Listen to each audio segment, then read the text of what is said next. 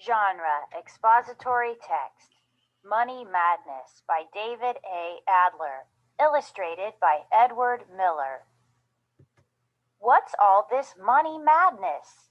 People talk about money and work for it. They seem to always want more of it. Take a look at a dollar bill. There's a nice portrait of George Washington on it, but it's just paper.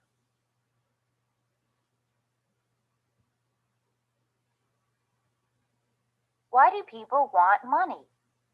People want money because it can be used to buy things.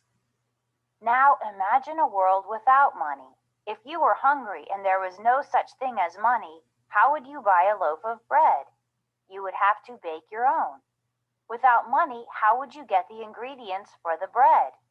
If no one would give or sell you flour, you would have to grow wheat, harvest it, grind it, and sift it before you would have flour for your bread. If there was no such thing as money and you needed new clothes, you would have to make them. Imagine if you had to knit your own sweater. Imagine if you had to raise a sheep and shear it, spin the wool to make yarn, and then knit the sweater yourself. There was a time before money.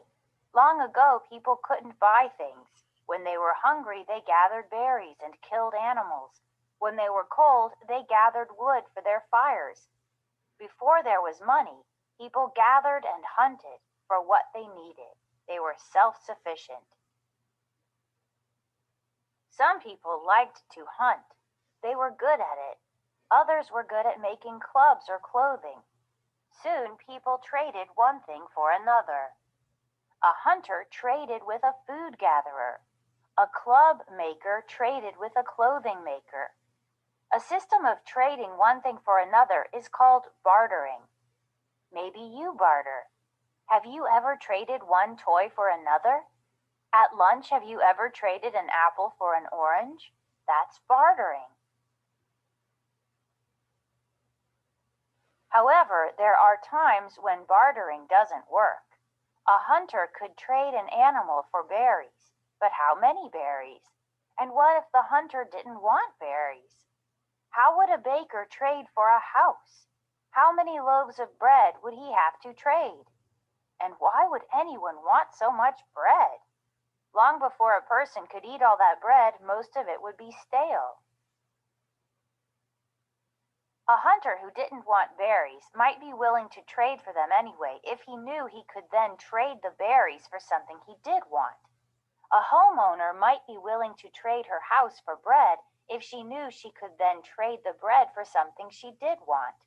In those trades, the berries and bread would be a kind of money.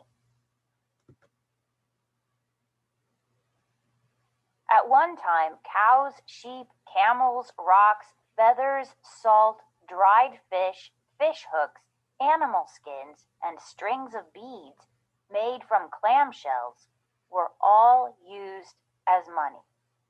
People valued cows, sheep, and camels, and they could always trade one of those animals for something they wanted. But what if something was worth just half a cow? You wouldn't want to cut a cow in half to buy something. What if the sheep or camel you wanted to trade was sickly? You might have trouble trading it. When animals were used as money, your money needed to be fed. Your money could die. It could run away. Rocks were another early form of money. Rocks come in different sizes, but they're heavy to carry around. Feathers were used as money too. Feathers are light, but they can blow away. What was needed was something that wouldn't get sick, didn't have to be fed, wasn't too heavy or light, came in different weights or sizes, and most people wanted. Hundreds of years ago, people found that metals made good money. People valued bronze and copper, which could be cut into small pieces just right for carrying around. To know how much each piece was worth, people just had to weigh it. The heavier the piece of metal, the more it was worth. These pieces became the first coins. Then coins were made from silver and gold. People wanted silver and gold, so they were happy to trade for silver and gold coins. But carrying many coins is difficult, so paper money was invented.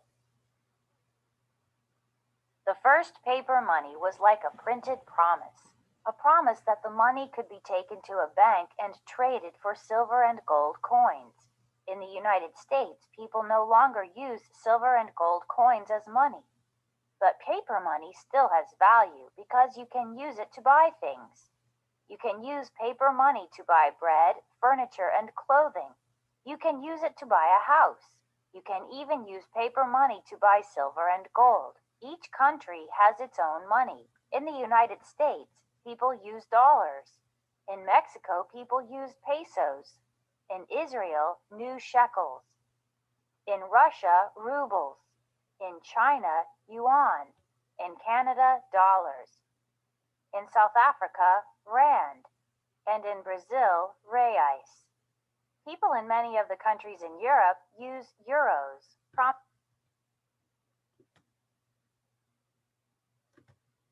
The value of money in each country keeps changing.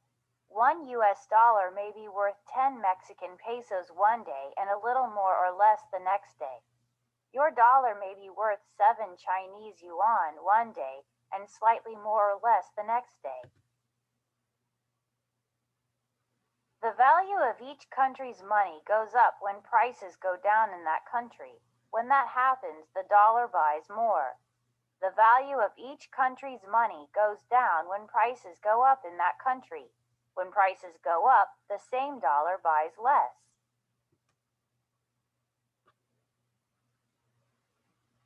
When prices go down, the value of a dollar goes up. For example, when a scoop of ice cream costs $1, each dollar buys one scoop. If prices go down and a scoop of ice cream now costs just 50 cents, a dollar buys double what it bought before. Now a dollar buys 2 scoops of ice cream. The value of a dollar in relation to ice cream went up. As prices in a country go down, not just for ice cream but for many, even most things, the value of its currency goes up. Checks and credit cards are money too, because they can be used to buy things. Some people even use digital money. With digital money, there is a computer record of the money in an account. When you spend that money to buy a book or download music, the amount you spend is subtracted from your account. Even though you cannot see digital money, it's still money because it can be used to buy things. We no longer live in a world with just hunters and food gatherers. We live in a world with dancers, teachers, doctors, astronauts, dentists, and bakers.